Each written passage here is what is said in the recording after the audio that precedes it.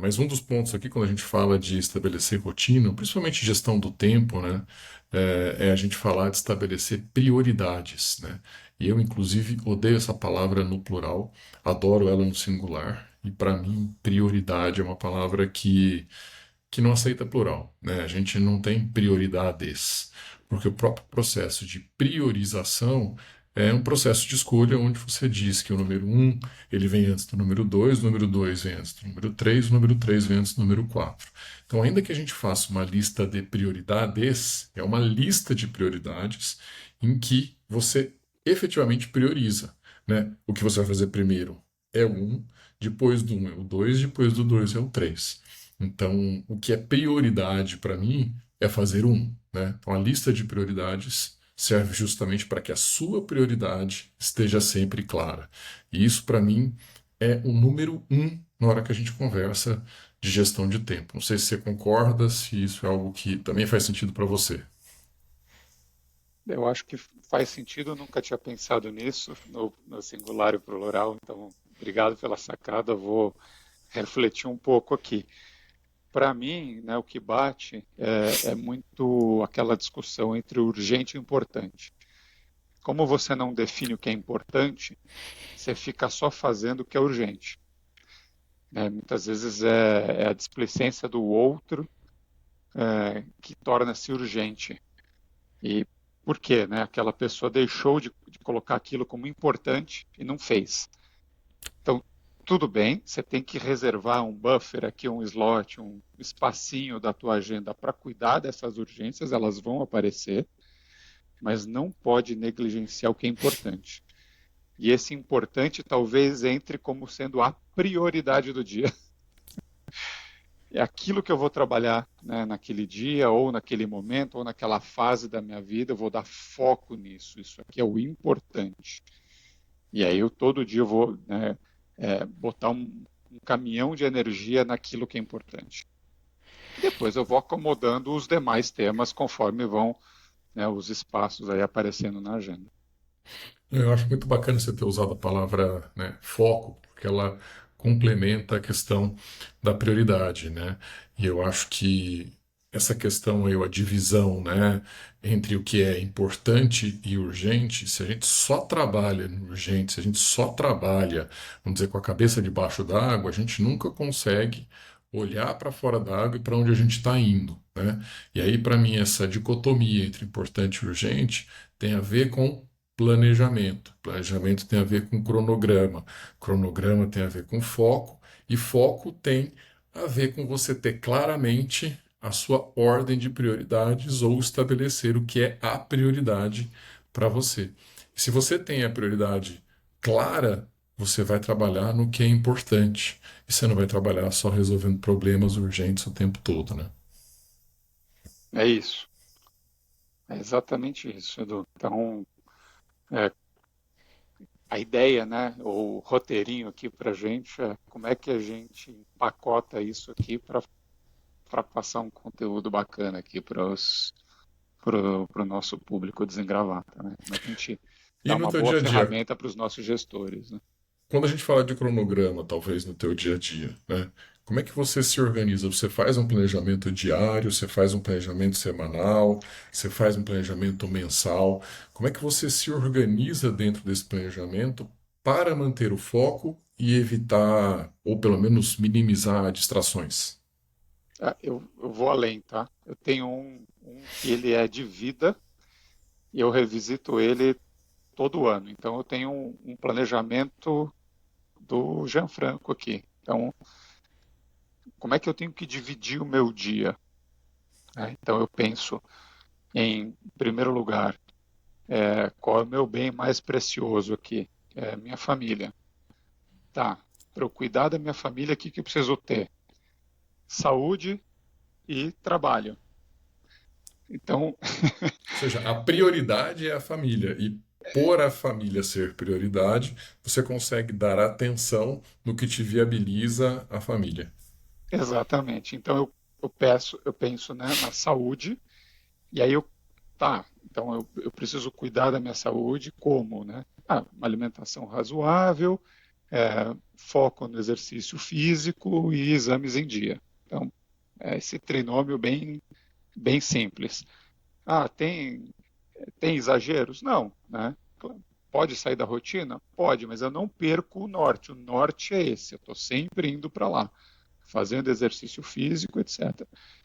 E aí, como é que eu não me desvio disso? Eu ponho alguns desafios durante o ano. Então, normalmente eu ponho Tá? uma prova no primeiro semestre e uma prova no segundo semestre. E aí não pode ser uma coisa muito fácil, porque senão eu não vou me motivar para treinar para fazer aquilo. Então tem que ser algo que me incomode, me desafiar num esporte novo. Então na pandemia eu comecei a fazer triatlon ou fazer uma maratona. Fazer uma maratona é sempre desafiador para quem é corredor. Então eu ponho uma coisa que me tira o sono, encaixo uma em cada semestre e dali a prioridade está estabelecida. E depois o dia a dia é a execução daquilo, mas o plano macro está estabelecido. Então eu Tá, vou e aí ter até lá desculpa te um interromper, só porque check-up. você usou Vai o lá. desafio, né, a questão do desafio, mas eu queria traduzir a questão do desafio como meta, né? Quer dizer, no fundo, você tem a tua prioridade, né, clara e definida, você tem como chegar nessa prioridade, ou como garantir que essa prioridade vai ser bem atendida, e você colocou aqui família, para a família tem que ter saúde e trabalho, você começa a falar de saúde. Para a saúde, você tem três elementos. Um desses elementos importantes é uma meta de uma prova que vai fazer com que você mantenha o foco, certo? Faz todo É sentido quando isso. a gente começa a encadear isso do ponto de Faz todo, vista faz conceitual, o que na todo prática você sentido. faz? Faz todo sentido. Obrigado por colocar essa classificação aqui na ação. E aí, claro, né? Vou marcar o check-up, então, né, no meu caso aqui é todo fim de ano, assim, normalmente outubro, novembro, já fiz desse ano, já está feito o check-up. Então Você já fez faço, o check, então, na faço o ação. check, né, para também não ter nenhuma surpresa com a saúde nesse sentido. E a alimentação perto da prova está melhor, fora da prova fim de semana bagunça, mas aí vou cuidando da minha saúde nesse sentido. E o outro foco que eu te falei é o trabalho. Então, putz, né, tem uma satisfação pessoal, mas ele dá o sustento também da minha família. E aí eu tenho que estar motivado com relação a isso, né? É, e aí eu ponho energia no trabalho porque eu quero, né, de fato aportar. E aí tem você, como eu, né, executivo jurídico, como é que a gente coloca, né, estratégia, inteligência, gestão, né, nesse grupo de advogados ou nesse grupo multidisciplinar que está dentro de um departamento jurídico, de uma diretoria jurídica, para atuar para a empresa. Então, eu penso muito nisso, né? Eu fiz uma recente mudança profissional, né? Então, eu fiz duas pernas muito longas, né? 11 anos na Siemens, 10 anos na Yara Fertilizantes, agora estou um pouco mais de ano e meio na Hidrovias. E Nossa, eu aí, criando raízes aqui na e DHL, 20 você anos de com DHL. 20 anos de DHL também, você também fez mudanças internas aí, que eu sei, né? Você não está há Sem 20 anos na dúvida. mesma cadeira. E aí, então, aqui dentro, né? Então, eu procurei chegar aqui, entender quais eram as dores, né, que a empresa tinha com relação ao departamento, quais eram as dores com o time em relação à empresa, e depois colocar um pouquinho de, tá, e como é que a gente vai além, né? Como é que eu surpreendo essa turma?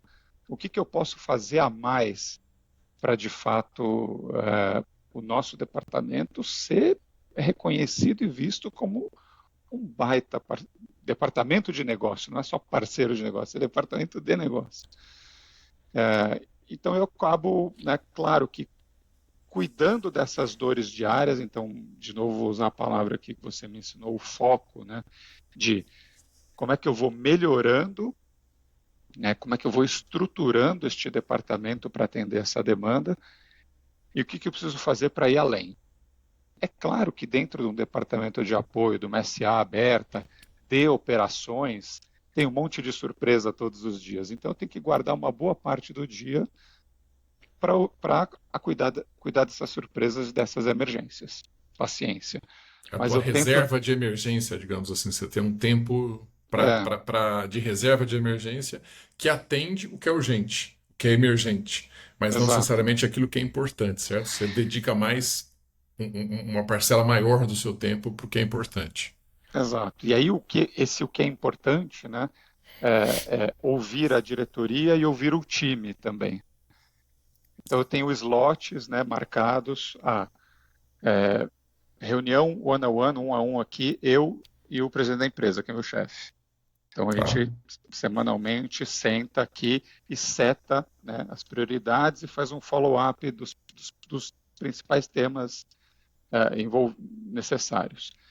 A gente também senta como grupo, né? Então o presidente mais os diretos dele, nós somos em 6, sentamos os 6 toda semana também para setar essas prioridades.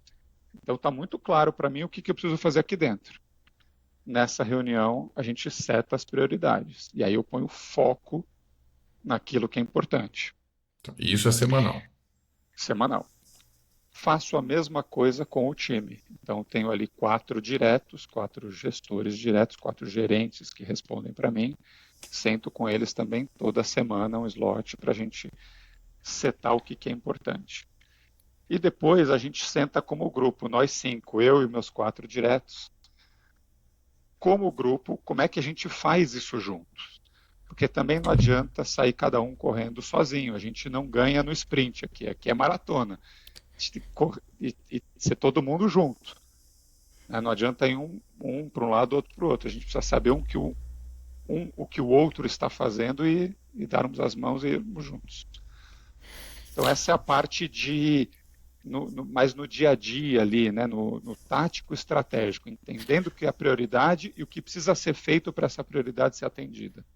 Tá. Agora, uma pergunta que eu queria te fazer, Jean, assim, acho que você usou bastante essa questão de comunicação, né? Tanto entre o time que você está, dos diretos da presidência, quanto do seu time, né? Quer dizer, o time que você lidera. Agora, como é que funciona dentro desse processo de gestão do seu tempo individual, Jean, em conjunto com o tempo coletivo, né? Do departamento jurídico, inclusive colocando aqui a pimentinha da delegação, né? Como é que você consegue maximizar a eficiência, obviamente usando o tempo de todos disponível, né? Porque quer dizer, a eficiência aqui é como é que a gente consegue organizar melhor o tempo de todos em conjunto para que a gente individualmente maximize o nosso tempo também, né? Como é que você calibra isso no dia a É, dia? super pergunta do milhão essa, né? Você quer me pegar na curva. Mas aqui Tô aprendendo, vamos aprendendo em conjunto é aqui. disciplina e gestão de agenda. Então, esses compromissos que eu falei contigo, eles já estão setados na agenda para o ano. Então, é um compromisso recorrente que está lá na minha agenda, né, dos meus diretos, né, com os meus pares, para a gente estar ali com aqueles slots definidos e fazer essas calibrações. E o resto do dia é execução. Né? Então, como é que eu vou lá e ponho esses temas em marcha?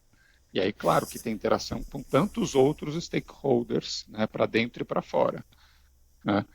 É, e aí vai um pouco além essa comunicação. Né? Então, eu faço um fórum mensal com o departamento inteiro para passar esta mensagem da organização para todo o time. Né? E aí eu faço também trimestralmente um one-on-one, né, um a um, uma conversa tete a tete, com todos da equipe, do gerente até o estagiário e o menor aprendiz. Então, todos eles lá têm um FaceTime comigo, né?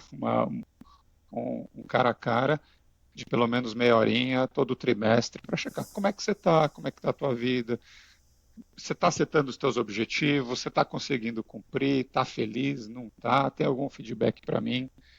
Então, eu vou Esse é um processo que ouvindo se também. retroalimenta, né? A gente contribui e recebe contribuição, né? Esse processo de retroalimentação mesmo, né? Acho que essa é a E, melhor palavra para e aí é defini-lo, né? super bacana porque não tem uma agenda pré-definida nesse papo. Então, cada um traz a dor que está sentindo no momento.